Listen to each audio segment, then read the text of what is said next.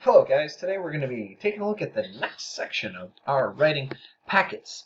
Your next thing that you're having to accomplish is that you guys are going to be asked to take the sources that you have accumulated and you're going to use those sources to be able to write some lovely little cards that will be used in your paper. Now please remember that all of this information that you're gathering and writing down here should be information A, that's from a source card, and B, that contributes to the topics that you've outlined above. So, any information that you're writing down here should be super relevant to what's going on. Try to find as much information as you can so that later, when we actually start writing this, it's far less work for you because you already have all the citation information. It's all ready to go.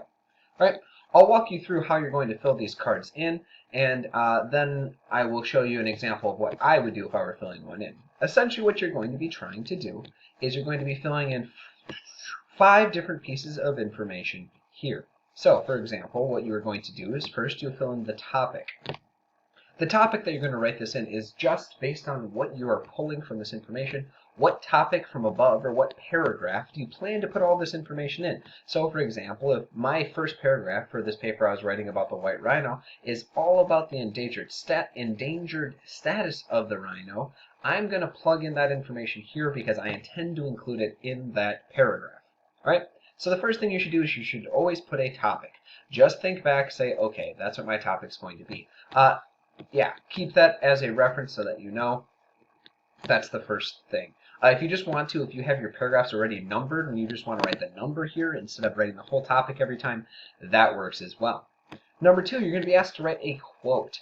I will advise, or I will ask you to put quotation marks around your quote. A quote just means these are direct words from the source that I am taking. I have copied and pasted the words here. They are exactly as they are in the other passage, but because I put these quotation marks here, I am saying, hey, those aren't my words. I got it from there. All right. You'll also be asked to write a summary. Your summary should be just really short and should be a rewording of what your quote is, just kind of dumbed down, made more simple, put it in your own words. It can have similar ideas and maybe even similar numbers, but you want to have a summary here just of the same information in order to help you choose between which piece of information you want to include. If you like your summary, you can put that, or you can put the quote. Next, you will put an in-text citation. All right, an in-text citation, if you don't know what that is, you come right up here. An in-text citation is just the author name and then the year. Right? If you don't know the author name, like I did here, you write the organization, just like before, and then finally the year that it is published. These in-text citations should go in your paper after any time that you use either this summary or this quote. So if in my paper I'm going to plug in this piece of information, I need to make sure that I have this in-text citation in there as well, because this tells me, hey, that's the source where I got it from. And the reason we put the in-text citation is so that when someone's reading your paper, they can take this in-text citation, they can then go to your bibliography, and that's where you made those bibliography cards, and they can actually find what source you pulled it from. All right, so they'll go to your bibliography and say, oh, when you said World Wildlife Fund 2020, I know exactly what source he is pulling that information from, and I can look back and figure that out. All right, so that's the last piece of information you need to write down for each card. Finally, you'll have a number here. That just means the number of your card so that you can kind of look back to it later, and also so you know how many cards you have. All right, I will help you fill in one, or we'll fill in one as a class, just kind of to figure this out so that you can follow along. So what I'm going to do is, let's say I'm still looking into the endangered status of rhinos. So my topic is still endangered status. Now, because you only have 5 or 6 citations here, you probably will, or 5 or 6 sources, you probably will not be able to pull new sources for each one. You might have multiple things coming from the same source, which is perfectly okay. If as you're researching you find that there's another source you want to look into, you find some other piece of information, go ahead, put it in these note cards, but you have to make sure that you make another one of these cards up here so I know what your sources are. All right, so let's say I'm still looking into the endangered status. I'm going to pull up this information, and I'm going to look around for some more endangered facts. I'm going to go to this category that says threats, because I think that's going to be actually relevant to me. So I'm going to look right here. There's some stuff about poaching. Maybe I really like this poaching information. I think I'm going to pull some of that. So it says, historically, uncontrolled hunting in the colonial era caused major decline of white rhinos. Today, poaching for their horns is the main threat. The white rhino is particularly vulnerable to poaching because it's relatively unaggressive and lives in herds. All right. Honestly, I'm going to take that entire quote as a whole because I kind of like the way that it is worded. I'm going to take this entire quote, I'm going to press Control and then C, or I will right-click and I'm going to copy it, and I'm going to take it to my card and I'm going to put it in here in the quote box. Control V, paste. Now you'll notice that a lot of times there's weird things that happen to the text. Please fix this. All right? If you highlight all of it, and you go up here to this top bar, you can change everything. So this right here was the highlight color behind the words. You don't want a highlight color behind the words. The thing right next to it is the color of the text. Make that black. And then I would probably just put it in Times New Roman size 12. I believe before we were writing in spectral size 12, if you want to put it there, whatever it is. All right, so now I have this quote that was directly taken from this site source. It's in the quote box. I'm going to put quotations around it just like this. The next task for me is to just write like a short little summary about this information. I'm just going to take the piece of information and I'm going to say this.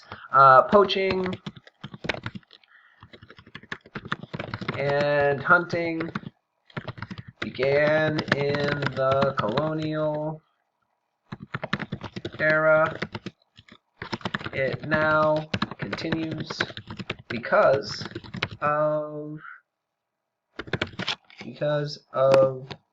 where's the because? Let me fix that word. Because it began. Okay.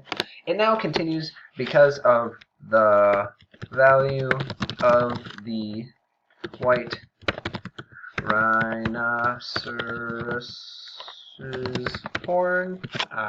Close on rhinoceros. Rhinoceros's horn and its aggressive behavior. Alright, there you go. So all I've done is I took the information that I had and I just wrote it into a summary. The next thing for me to do is to put the in-text citation. So I'm going to go back to the source and I'm going to say, okay, this is the World Life Fund. So that's actually this citation here again. Or if I go back up to my cards, it's this one right here. I'm going to write an in-text citation for this, which is just as simple as saying World Wildlife Fund 2020. And that's it. I have made my first card, and now I have this information. Now it'll be really easy for me when I'm writing my endangered status section that I can look through all of these quotes and summaries, and I can organize my thoughts on the idea and be able to figure it out. All right, your task for this week is to make sure that you're able to fill in all of the cards that I have provided for you. So you have a certain amount of cards that you're required to do. That by no means is a limit. So if you get to the bottom and you find that you have more information that you want to write down just to be sure that you have it, what you can do is you can do the same thing as before. You can copy all of this. So if you highlight the topic and the box, press Control C, and then go to the bottom. If I can get below it, I have to work around with it a little bit. But after the clear writing, I'm going to press Control V, and now I have another source. You have to change the number down here so it's 21, and then you're good to go, and there's another source card, or another citation card for you. All right? So keep track of all those citations there. Fill in the topics as you're going through so that you can organize it. All right? We're getting really close to the end of this paper here, so once we have this done, we're pretty close to being able to write it. So make sure that you're able to follow through and do that information as you're doing your citations. All right? If you have any questions, please let me know. If you have this week to work on this, you can do it. Have a good one, guys.